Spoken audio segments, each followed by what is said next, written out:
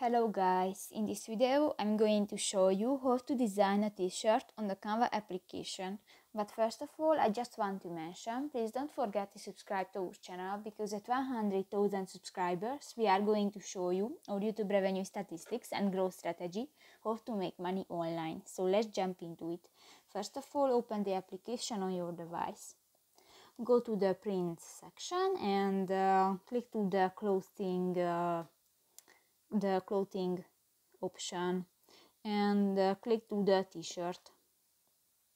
Here you have more chance. If you want to add pictures to your project, just click to the uploads button, and here you can upload images and other files to the Canva, or go to the gallery section, and here you can find images and videos from your device.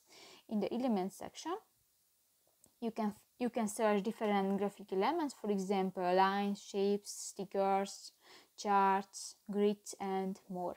If you go to the design section, you can find the different styles and templates which were created by professional graphic designer, and just select one and step on it.